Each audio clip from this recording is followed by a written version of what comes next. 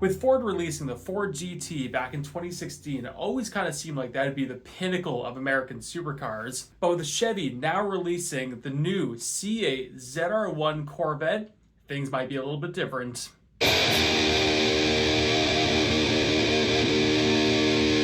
What's up, welcome back to the Metalhead Car Show. That's right, at the time of recording this video, just last night, Chevy unveiled the brand new Corvette C8 ZR1. But frankly, I'm not sure if it's the way to go. I don't know if this is going to be worth the money that it's going to end up costing, but we're going to get into that a little bit later. Today we're going to be doing a brief history on the ZR1, a lot of the specs and facts of the new ZR1, some of the things that are generally cool, but ultimately why I think you shouldn't buy this.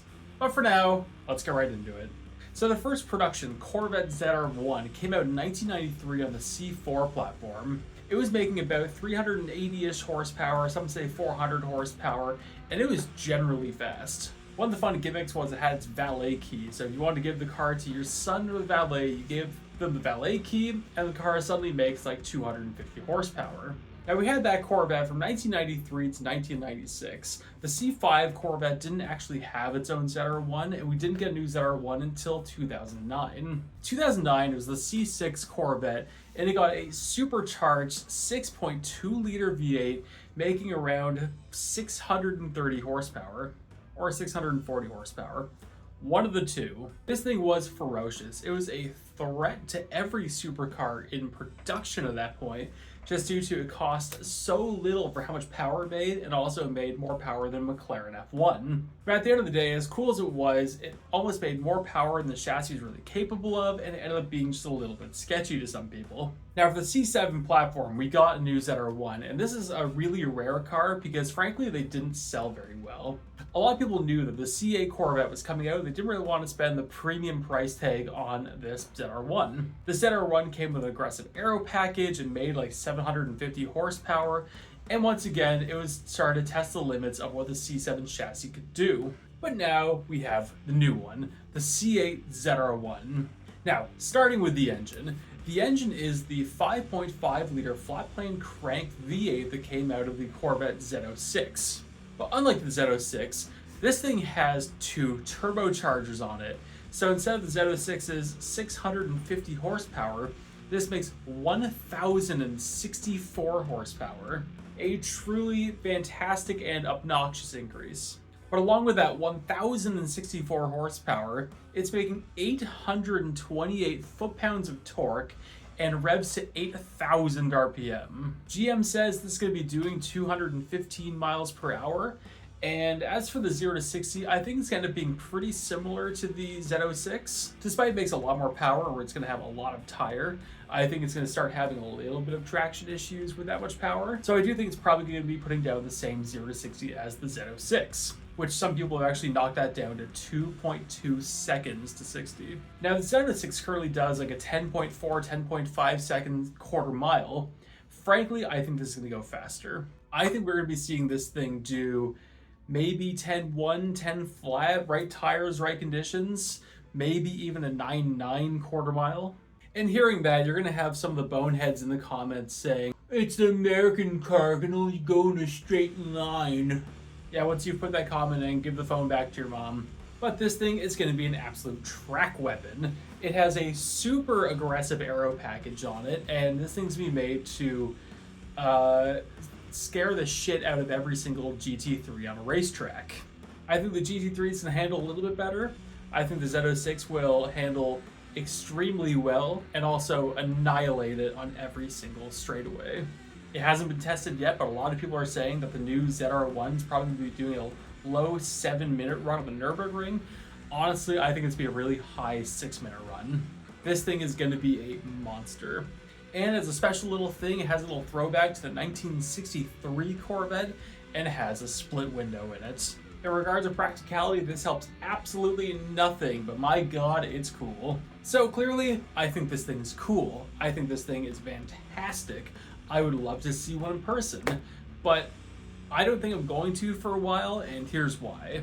Now for the price for the ZR1, there's currently a ballpark price of $180,000 to maybe $200-ish thousand. That's absolute bull crap. Now, if we go back in time a little bit to the Stingray, back in 2020, beautiful year, for Canada, GM originally said this thing would be about $80,000. And for a while, you couldn't actually find one for sale in Canada for less than $130,000. Now, I think just due to exchange rates, it was a little bit less in America, but America had the exact same problem. The Corvette Z06. I remember seeing some for sale. If I can find one, I'll post it on screen for $315,000. I expect it to be a little bit less in the States, but again, same problem. So anyone expecting this thing to be $200,000 and it'll be this Corvette that's going to annihilate every single supercar it can for $200K is insane. You are not going to see one of these for less than $300,000. Frankly, I will be shocked if these things are $500,000. That's an extreme jump. I know, and I've made extreme jumps like this on the channel before, but am I wrong? We've seen 911 GT3 RSs for over $600,000. We've seen Nissan GTRs marked up to $400,000. If this thing's be $200K, and it's been teased and hyped for years now, and it has these truly incredible numbers, do you think for a second that this thing is going to be even remotely close to the MSRP? Frankly, it won't. $500,000 may be a bit of a stretch, I'll admit that, but let's just say $400K. That's not a stretch. It's greedy as all hell. It's not a stretch though. Now with that, I clearly believe that the prices are going to be marked up to a completely insane extent. So at that point, is it even worth it? I assume by the time you can actually go buy one of these, Z06s will probably drop down in price a little bit. So let's just say you can go get a Z06 for $240K. $240K is still a lot of money, but it'll be a whole hell of a lot cheaper to go get one of these, do one of the Amelia Hartford Special twin turbo setups on it, and be making just as much power, if not more. What Amelia Hartford proved was that 5.5 liter engine will take boost really well, and making over 1,000 horsepower with that is absolutely no problem.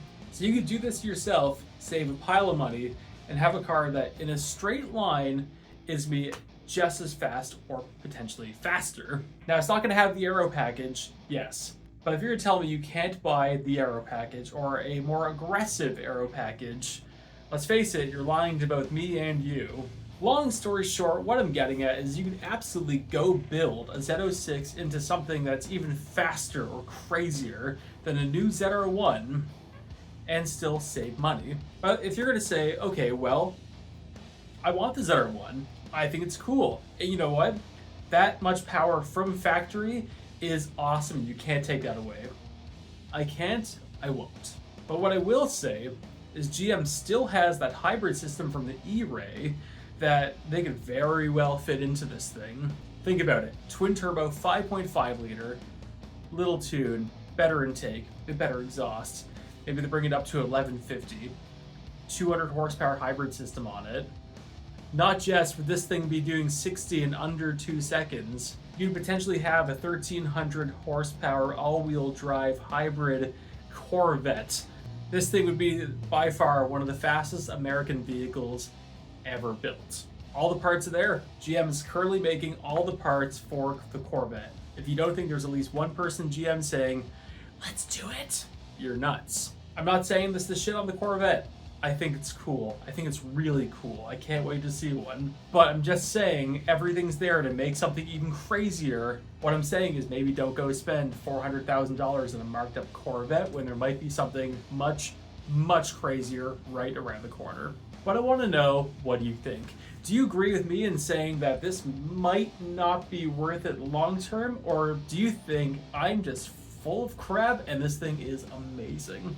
Let me know in the comments. Thank you all so much for watching. Like, subscribe if you enjoyed what you've seen. I tend to post 3 times a week. My schedule is currently all over the place, but nonetheless, thank you very much. I'll see you later.